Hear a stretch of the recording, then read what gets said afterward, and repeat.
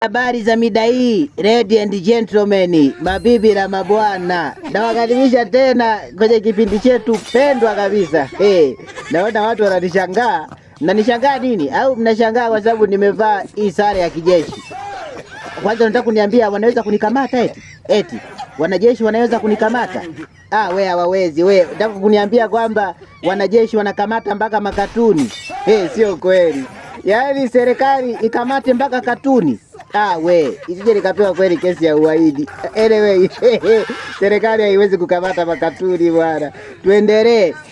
Sasa sitaki kukuchosha na wewe usinichoshe sana mimi. Sitaki kukupotezea muda na wewe usinipotezee sana mimi muda.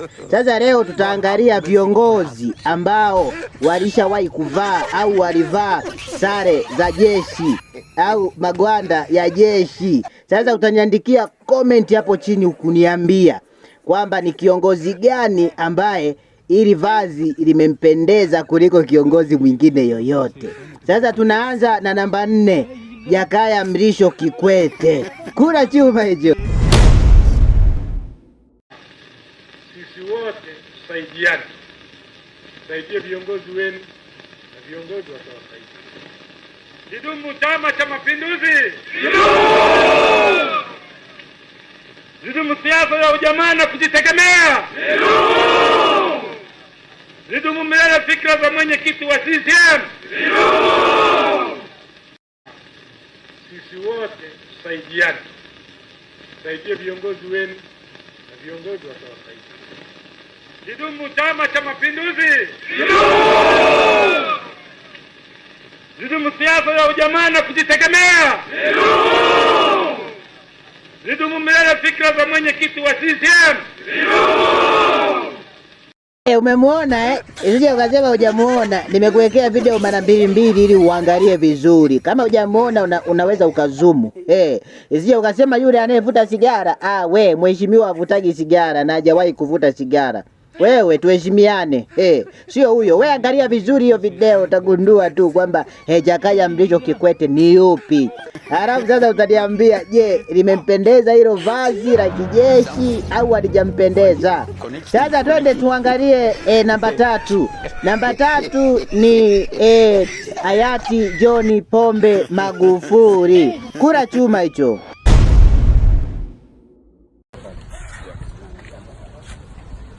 Jambo sana, jambo la haya sana. Jambo sana.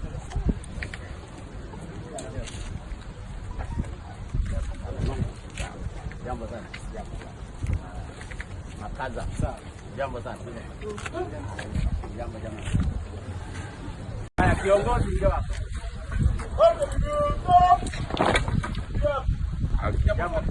Jambo sana. Habari za leo. Jambo sana. Jambo sana. Habari za salama kabisa fanya. Jambo sana. Jambo sana. Jambo sana. Jambo la haya sana.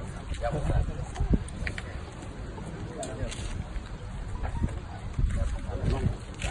Jambo sana. Nafikiri mmeshamuona mheshimiwa ndani ya combat la kijeshi. Utaniambia sasa huyu amiri jeshi. Je, ili vazi la kijeshi limemtoa? Limempendeza? Utaniambia kwa kuniandikia comment hapo chini.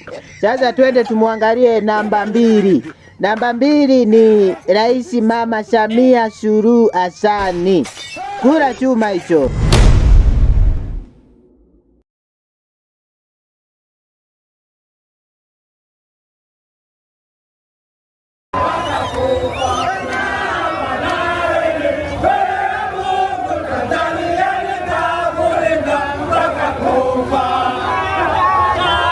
Linategemewa kuendeleza usalama na amani ili wananchi waweze kushiriki kikamilifu katika shughuli za maendeleo. Nafikiri mmeshamuona mama yetu Samia Suluhu Hassan. Sasa tunakwenda kumuona namba 1. Utaniandikia comment hapo chini niambie, kati ya hawa maraisi au kati ya hawa viongozi, kiongozi gani ambaye hii sare ya jeshi limemkaa au limempendeza? Utaniandikia comment hapo kuniambia. Tupige kura.